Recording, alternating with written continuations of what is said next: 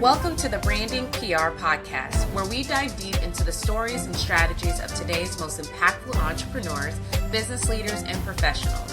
Whether you're building your brand, scaling your business, or just looking for inspiration, you're in the right place.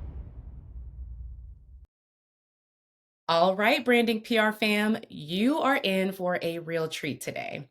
We're hopping across the pond to chat with someone who knows the media game inside and out, and with a British accent. So you know it's about to sound 23% smarter and better. Today's guest is none other than Guy Clapperton, journalist for over 30 years, award-winning podcaster ranked top 15 globally in the futurist space. Hello, number 9. I'm just saying. And a seasoned media trainer since 2002. Oh, and just casually, he's also one of the UK's top 50 PR pros, according to the Independent Impact 50. Not too shabby for someone calling from Croydon. Okay, so let's get into it. Interviews, media training, and how to not sound like a robot in front of a mic. Guy, welcome to the show. Thank you very much. We've had the comment about the accent and the dig about Croydon already. It's got to get better from here. I'm just saying, you got to keep it light and keep it fun, right? Absolutely. Yeah, that's right. Yes. Okay, so let's dive right into it. So, Guy, you've been training people to talk to the press since before TikTok was a twinkle in the internet's eye. Okay, what's one classic mistake that you still see people making when facing journalists? Can I tell you one I saw only last week? Because you've mentioned the T word or the TT word, the TikTok word. I was training a guy, and what he did, he was a very young person. And as you might gather, because we're on video, there's no point pretending I'm not a very young person. He started sort of broadcasting. He started just, going really quickly and trying to make all the points he could really, really quickly on video immediately. And he then suddenly stopped and said, I've just realized I can't handle this like I'm on TikTok, can I? And he was right. He was talking to me as if he was on TikTok. So I think sometimes, and I've seen this happen in different scales, in different contexts, people think they're talking. Well, they know which media they're talking to because their public relations professionals have told them, but they don't care. They don't adapt the message. So if they're talking, I train a lot of technology clients, they might start talking to one of the national press in really in-depth technical terms. Well, what they need to do is tone that down a bit and just get the message across so that someone who's not technical can handle it. Oh, I like that. I like that a lot. And it's one of those things that you're so spot on in that people are having trouble with translating that message into other platforms and other mediums because you're right. They're very, very different spaces. And with that, you have to talk to them differently. So I love that you mentioned that. You do, and sometimes it may not be the right space for you. You have to accept that. I mean, I've recently turned 60. I know, but I've recently turned 60. Good hair, many of my own teeth. That means that TikTok may well not be completely the place for me just yet. Or if it is, it's just as a matter of record so no one else can pretend to be me on TikTok. But most of my audience aren't there otherwise. So just because it's out there, you don't have to do it, and you may not be the right person for it. Dad dancing on TikTok, terrible idea. Hey, noted. So no robot or whatever for the TikTok. Oh gosh, I just dated myself. Okay, so we'll take that part out where I'm talking about that because then now you're going to know my age. Oh, that was the first dance I could come up. I just told you mine. I think the listeners should be told. I think I'm offended that it's everyone knows how old I am. They don't know how old you are. Well, there we go. So now we're even then. We'll both show how seasoned we are, or if that's absolutely. Yeah, good. Yeah. Okay, moving on. Yes, indeed. So you've seen decades of PR evolution. What's more dangerous to a media appearance? Over prepping or winging it with vibes only, like that last story? Right, winging it's very interesting because the version of that I heard, the origins of winging it came from the theatre. Now, I've heard different versions, but the one I prefer is it came from the theatre. The person in the wings of the theatre, in other words, on the side of the theatre, is the understudy. And they're not winging it. They know the script probably better than the leading person do, and they know more than one part. So winging its origins is not about making it up as you go along. It's about really knowing your stuff first. So that's what I tend to bear in mind. I just think you've got to have some sort of focus, otherwise the journalists themselves will lead the interview. Not that I'm against journalists leading the interview a bit, but if you're the expert in your field, you've got to get your point across. Otherwise, the listeners, the readers, the viewers are going to miss out. So that's what I think you've got to do. Ooh, I like that. I really like that. And you know what? It's one of those things that I even often share, even with the podcast, right? I don't share media interview questions in advance, largely because if you're the expert in your space, you should be able to speak to the things within your industry in the space that you are versed, or at least presenting that you're versed in. And I think it's important. We want those authentic responses as it comes in to us, right? So when we're over prepping for those things, it does come across disingenuous and authentic. And I don't think you get the sound bites that you're looking for. And you also don't get the quotes you're looking for when it's super, super overly prepped.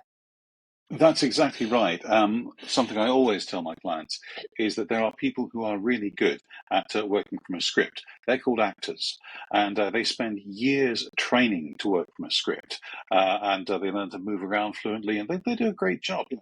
That's not the people I train.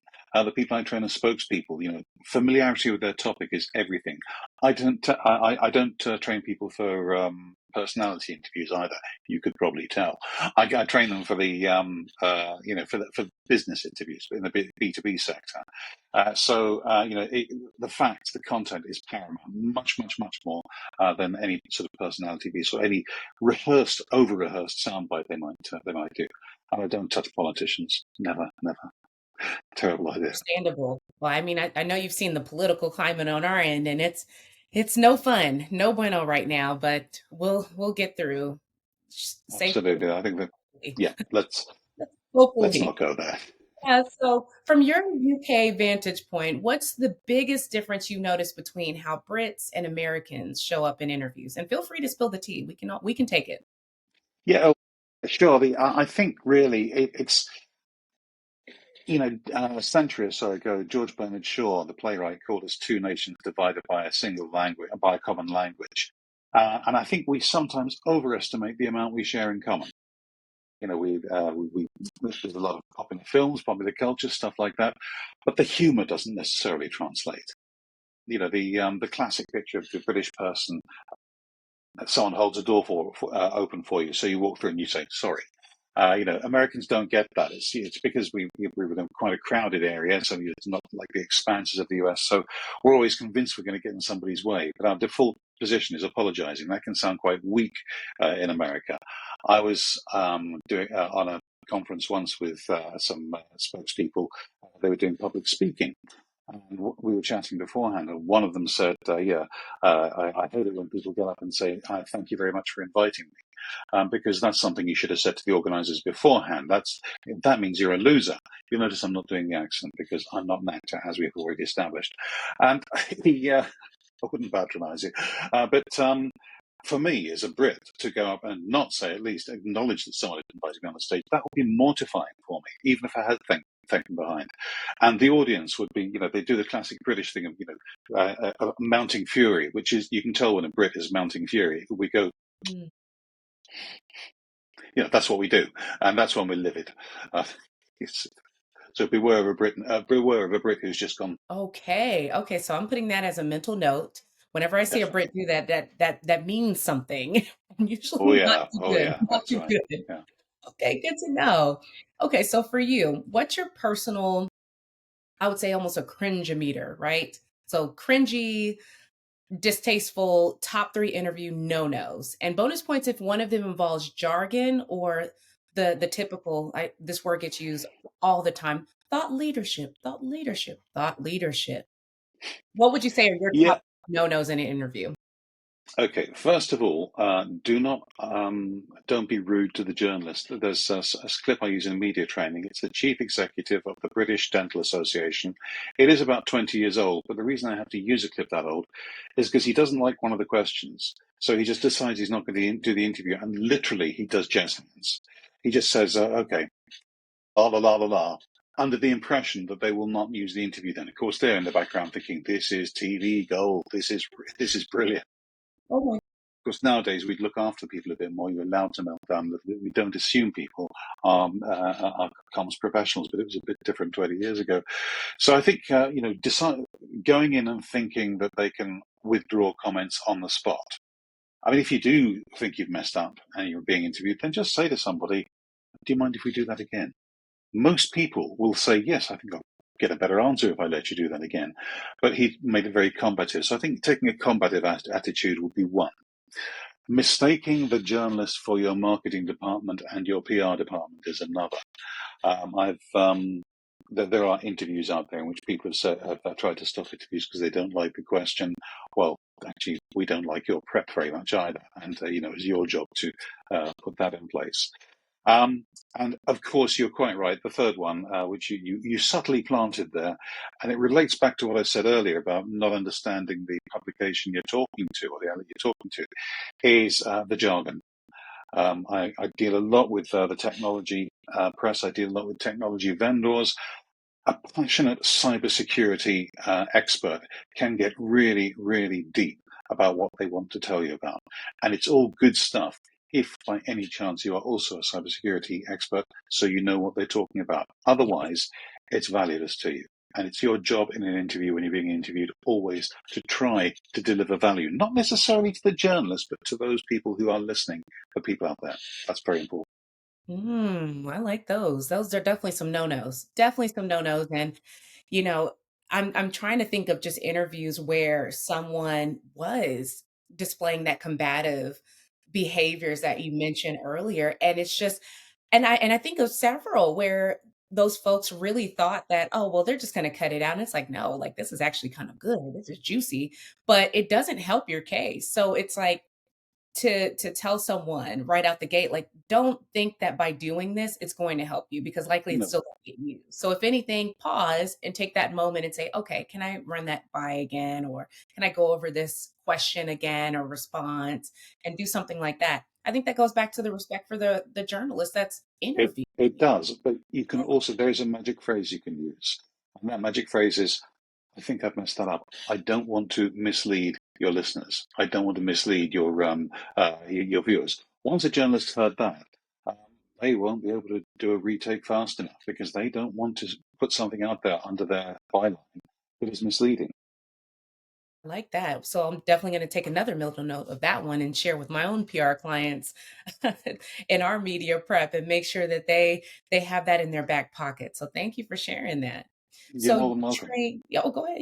Yeah, of course. So you train people to speak to press like a pro. Okay. But what do you say to someone who insists, I'm just not good on camera? Is that a mindset thing or is it a skill gap issue, in your opinion?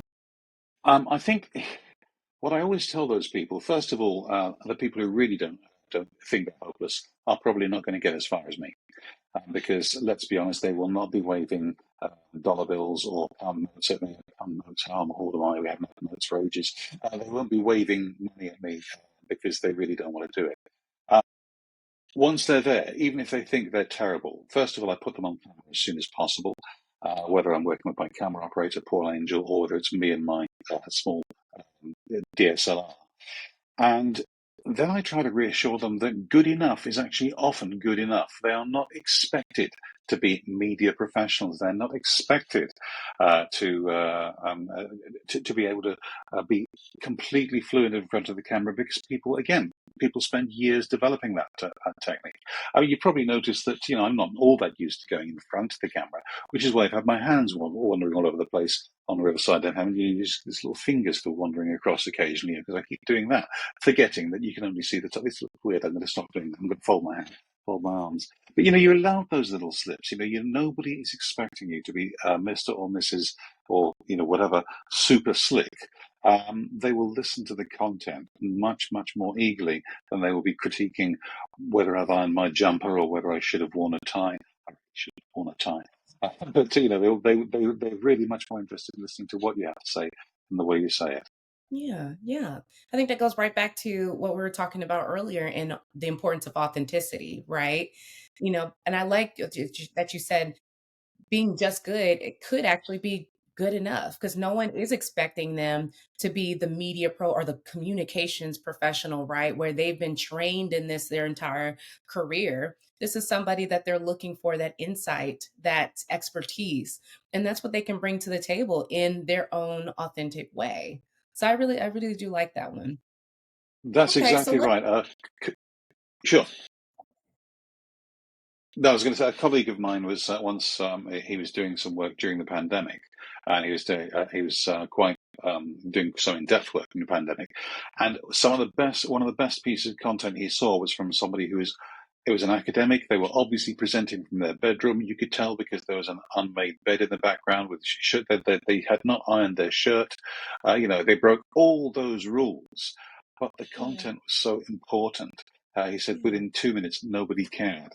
And now, I'm not suggesting everything is as urgent as medical content during a pandemic. But yes. honestly, have confidence in what you're telling people rather than the way you're telling them. Turn on looking smart, show some basic respect. But don't get too hard on those things. I think, focusing on what you've got to say is a very, very important thing. Yes, yes. Focus on what you have to say. I like that. I like that a lot. Okay, so let's flip the mic for a second. What's your most memorable oh no media moment? Either yours or something you witnessed that you had to really like clutch your headphone and be like, my gosh, this just My, happened. Um, uh, yeah. One of the great things about being a media trainer is you can actually use those mess ups you've done. You sort of say, I did this specially for you. So the time when my phone went off on live television was definitely a deliberate act to support my media training clients. It was embarrassing. I was at the BBC. There's one of the things they used to do on the news channel. We have a dedicated BBC news channel is to review the following day's papers when they first start to come out. And as a Mhm. freelance journalist, there I was. And of course, I'd taken a taxi there. I'd forgotten to turn the phone off, and my taxi arrived to take me back home. And there was the phone going off several times. And the producer informed me later that the reason I wasn't fired was that the producer was too busy rolling around laughing on the floor in the gallery. Uh, that was me. Oh, I've been that fool whose phone went off live on air. The one time that yeah, the floor manager sort of I didn't know they could fly. Basically, flew in, grabbed the phone, threw it out. I thought that's my phone you've just thrown out there, but I don't think they minded very much. It was not my finest. It makes for an okay story. I once accidentally read an entire brief with a company that had a similar name to the one that I was supposed to be talking to, or that I was talking to. So the first few questions were completely irrelevant. That's very easy to do, and luckily they were very gracious about it. Always allow journalists to make mistakes, yes. and I found that actually I was quite good at busking and ad-libbing the way through some. If you've got an intelligent person in front of you, you can probably have an intelligent conversation. There you go. Well, see, it sounds like it ended up working out in the end, right? Well, not the phone thing. Of course, nobody wants their phone to go off mid-interview. They And rehired me. They yes, rehired me. I wasn't fired. It was okay. It's yeah, yeah. So there you go. We got to take our wins where we can, and it is a absolutely, yeah. learning experience, right? Mm. Never a complete fail as much as it is a learning experience. And that's what you were able to take from that. So that's awesome. Okay. So for someone trying to build their personal brand, what's one media savvy habit they should start this week? I think the first thing is to seek out some people who are experts in what you talk about on social media, and start adding comments to LinkedIn in particular, because people, certainly if you're going business to business, people will start looking at LinkedIn. They'll also look at how generous and how giving you are with your comments, and so you can start your own profiles. You can start your own, to say, thought leadership. Offer your own opinions on stuff like that. Yes. Um, you know, let's bury that one. If you have to tell me it's thought leadership, it probably isn't. Oh, Fair enough. it is my view. But as a concept, you can go out there, offer your insights by all means, but also, support other people's stuff, and you'll start to build up a following. And we're coming into, I think, a time when the traditional media, it's realigning, it's finding its new niche, much as radio did when television was invented, much as newspapers did when radio was invented. I think your own personal media is increasingly important, and I think Yes.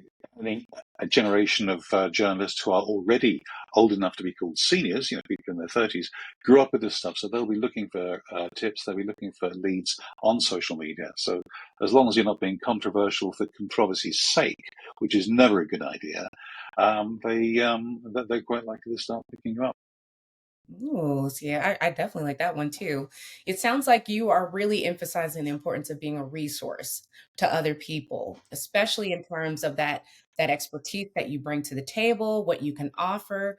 I think that's important. I think that's something important, especially now that people are developing their own personal brand. And I honestly attribute this to social media and how it's just taken over and really taken off the last 20 years, where people now have the mic. And what I mean by that is before it was very much media had the mic and had that platform to be able to share what's going on and essentially share it out to the general public. Well, now regular people essentially have their own mics.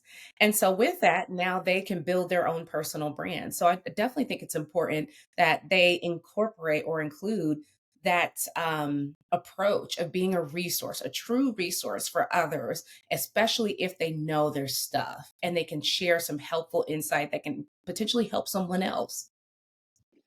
I think that's right. And I think also you've got to, even if you are sharing your stuff and helping other people, being open to other people's perspective is important. Last week, I was helping some young PR people, beginners effectively, with their pitching skills to journalists.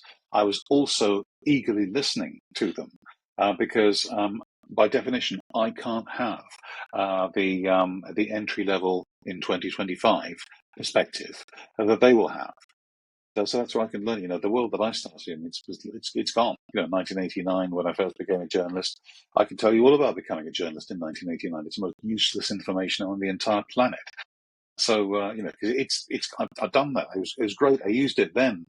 So it's a matter of listening to people, no matter how much more experienced you think you are, or how much more you think you know. There's always more, and it may come from people who, on the surface and in writing, on paper, should know less than you, but actually their perspectives could be exactly what you need to hear. Very much so. Very much so.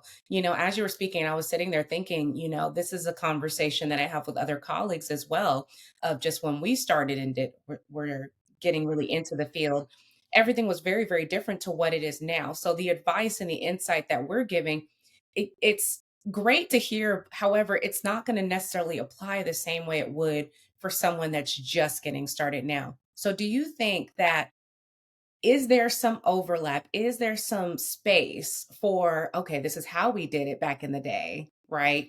But there's ways that we can tweak that where it can still be relevant to now. For example, in terms of how we communicate with people, I always, always, always reinforce this with my interns. Don't just send an email and send a wish and hope for the best. Hop on the phone. We're gonna talk to them. Yes, on the phone, talk to people. In fact, if you can get in front of them, that would even be better. Oh my goodness, we're gonna have to talk to people. It freaks my Gen Z and I guess now Gen A people out when they think of the prospect of having to talk to people face to face. But I do think that there's opportunity there, and there is a chance that you can actually resonate with people much more than just pitching away. What do you think about that? I'd love to get your I agree with you up to a very large extent. Also, think my generation certainly. You're obviously significantly older. My generation certainly it can also has to bear in mind that these Generation Z, or Z as I'm a Brit, so I can just hold that up.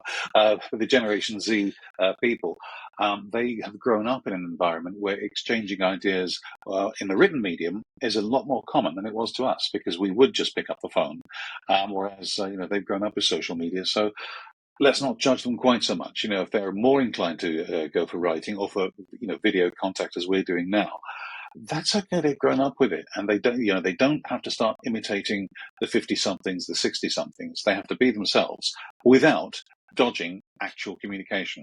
But yes. I think we've got to learn a bit from them. Yes, of course, of course. Well, you're a futurist podcaster. How do you see media interviews evolving over the next 5 to 10 years? Should we start practicing hologram etiquette, especially with AI Uh, bots? Yeah, I have to lose a few stone before we do hot rounds because that could be a nasty shock, and nobody wants to see that.